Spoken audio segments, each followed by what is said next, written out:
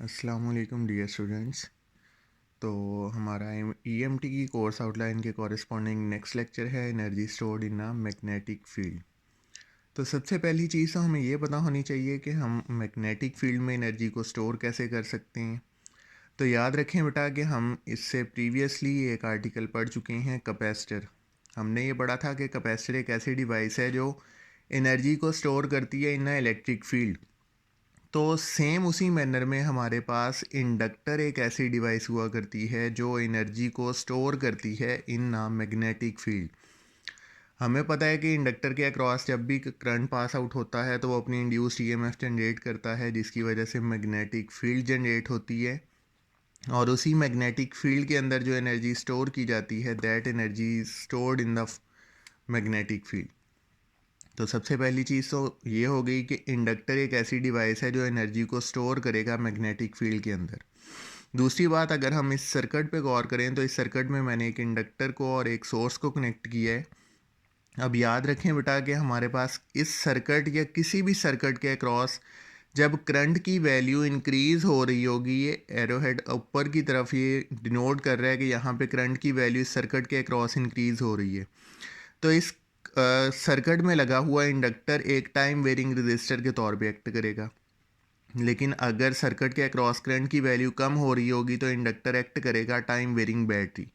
It means कि inductor की जो इंड्यूस्ड ईएमएफ है ये हमेशा अपने काज की अपोज करेगी। अगर करंट कम हो रहा है तो उसको बढ़ाएगी, करंट बढ़ रहा है तो उसको कम करेगी। तो ये चीज़ मैंने आपको पहले बता दी कि कैपेसिटर और इंडक्टर में सिमिलरिटी है प्रोसेस के अंदर। कैपेसिटर इलेक्ट्रिक फील्ड के अंदर एनर्जी को स्टोर करता है जबकि इंडक्टर मैग्नेटिक फील्ड के अंदर। अब बात ये आती है कि हमारे पास मैग्नेटिक फील्ड के अंदर एनर्जी स्टोर कैसे होती है। तो यहाँ पे देखें बेटा, मैंने 3 पॉइंट्स आप लोगों के लिए लिखे हैं। फर्स्ट वन है कि अगर करंट सर्किट के अक्रॉस हमने बैटरी को कनेक्ट किया हो और करंट ज़ीरो से आई की तरफ इस्टेब्लिश हो रहा हो, तो देखें जैसा कि मैंने आपको बताया कि सर्किट के अक्रॉस करंट इंक्रीज़ हो रहा होगा तो डेफिनेटली अब जो इंड्यूस्ड ईएमएफ इंडक्टर की प्रोड्यूस होगी वो अपने काज की अपोज करेगी। तो बैटरी को कुछ वर्क डन परफॉर्म करना पड़ेगा सर्किट में करंट इस्टेब्लिश करने के लिए उस इंड्यूस्ड ईएमएफ के ऑपोजिट डायरेक्शन में। तो source has to work against induced EMF to build I, that work is stored in inductor. वही वर्क डन जो हम उस इंड्यूस्ड ईएमएफ के खिलाफ कर रहे होंगे वही इंडक्टर के अंदर स्टोर हो जाएगा। अब समहाउ वो कंडीशन डेवलप हो चुकी है जब सर्किट के अंदर स्टेडी करंट डेवलप है। तो डेफिनेटली जब स्टेडी करंट डेवलप है, करंट चेंज नहीं हो रहा, तो इंडक्टर में इंड्यूस्ड ईएमएफ नहीं होगी। It means no energy stored in inductor. यहाँ हम इसको इस तरह से कह सकते हैं, no EMF no work by source. जब इंड्यूस्ड ईएमएफ नहीं है तो वर्क डन नहीं हो रहा होगा और कोई एनर्जी स्टोर नहीं हो रही होगी। सेम इसी तरह अगर हम अब इस सर्किट के अंदर बैटरी को हटा के कोई ड्रेन लगा देते हैं तो हमारे पास करंट की value across the circuit decrease करेगी और करंट आई टू ज़ीरो आएगा। तो वही एनर्जी जो हमने ज़ीरो टू आई करंट तक ले जाने के लिए इस इंडक्टर के अंदर स्टोर की थी, वही एनर्जी अब की बार रिलीज़ होना शुरू होगी। और ये जो एनर्जी स्टोर हुई फिर कांस्टेंट हुई और रिलीज़ हुई, ये एनर्जी बेसिकली मैग्नेटिक फील्ड के अंदर होती है। अच्छा, इसके बाद बेटा बात करते हैं कंपैरिजन विद रजिस्टर की। तो ये बड़ा इंपॉर्टेंट सा पॉइंट है। जैसा कि मैंने आपको बताया, इंडक्टर और कैपेसिटर की तो एक दूसरे के साथ सिमिलैरिटी है, लेकिन वो प्रोसेस अलग अलग हैं। एक इलेक्ट्रिक फील्ड के लिए है, एक मैग्नेटिक फील्ड के लिए। लेकिन अगर हम बात करें इंडक्टर और रजिस्टर की तो बहुत सारे स्टूडेंट्स इसमें कंफ्यूज होते हैं कि रजिस्टर और इंडक्टर भी क्या एक जैसे कंपोनेंट हैं। तो याद रखें बेटा कि ऐसा बिल्कुल नहीं है। रजिस्टर हमारे पास सिंपली क्या होता है, opposition to the flow of charges. किसी भी सर्किट के अक्रॉस जो रजिस्टर लगा हुआ है, चाहे वहाँ पे करंट की वैल्यू बढ़ रही हो, चाहे स्टेडी हो, चाहे कम हो रही हो, रजिस्टर का काम ये है कि उसने हमेशा एनर्जी को डिसिपेट करवाना है। Energy is dissipated in all cases. जबकि इंडक्टर के केस में अब हम अभी 3 पॉइंट्स पढ़ के आए हैं। करंट बढ़ रहा होगा तो एनर्जी स्टोर होगी। स्टेडी करंट पे no energy stored, no EMF induced. जब करंट कम हो रहा होगा तो एनर्जी रिलीज हो रही होगी। इट मीन्स के रजिस्टर ने हमेशा एनर्जी को डिसिपेट करना है, जबकि इंडक्टर ने करंट के बढ़ने पे एनर्जी को स्टोर करना है और करंट के कम होने पे एनर्जी को रिलीज करना है। अच्छा, इसके बाद बात करते हैं बेटा energy stored in an inductor. तो हम यहाँ पे सिंपली क्या करते हैं, वेरिएबल सोर्स कनेक्ट करते हैं विद द इंडक्टर। अब जैसे ही हम इस इंडक्टर के अक्रॉस वेरिएबल सोर्स कनेक्ट करेंगे और इसको एनर्जी सप्लाई की जाएगी, तो डेफिनेटली इस इंडक्टर के दो पॉइंट्स ए और बी के दरमियान कुछ पोटेंशियल डिफरेंस जनरेट होगा।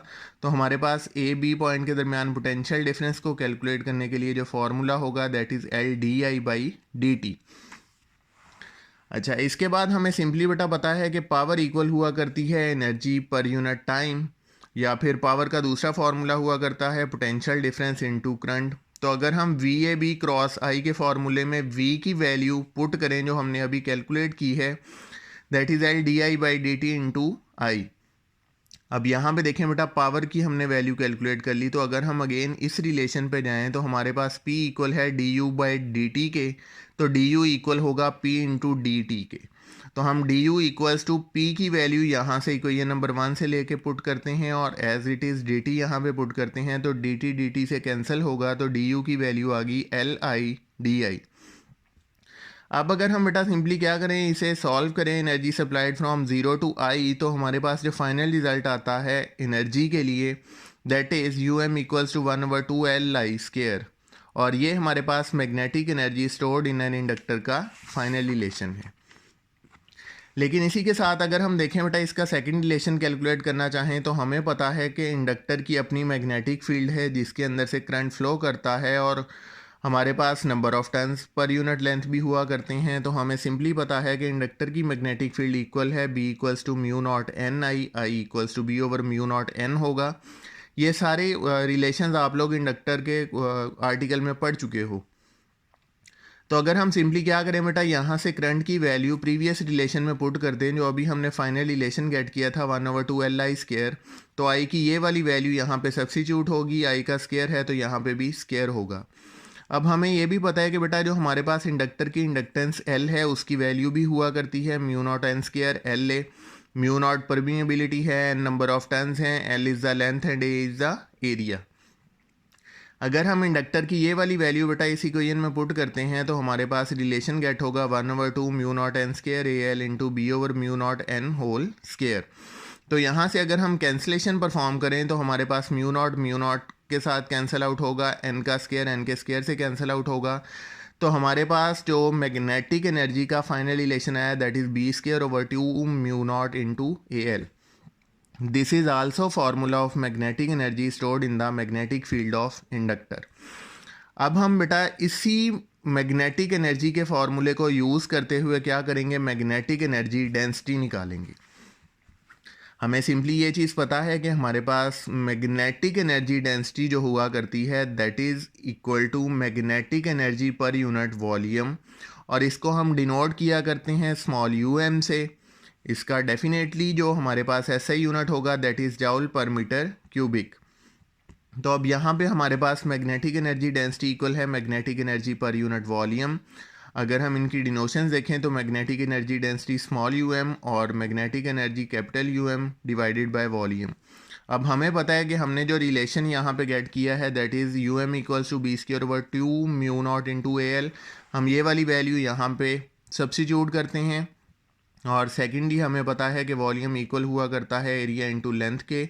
तो हमारे पास ये वाली दोनों वैल्यूज़ अगर मैग्नेटिक एनर्जी डेंसिटी के रिलेशन में पुट की जाएँ तो हमारे पास जो वॉल्यूम की वैल्यू है AL वो AL से कैंसिल आउट होगी, तो मैग्नेटिक एनर्जी डेंसिटी का हमारे पास फाइनल रिलेशन होगा B²/2 μ0।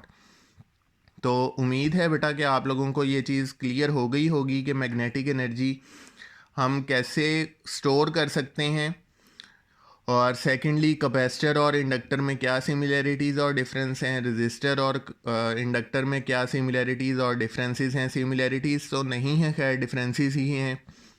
या फिर हमारे पास मैग्नेटिक एनर्जी के दो रिलेशंस कौन से आते हैं, और मैग्नेटिक एनर्जी डेंसिटी हम कैसे कैलकुलेट कर सकते हैं। थैंक यू बेटा।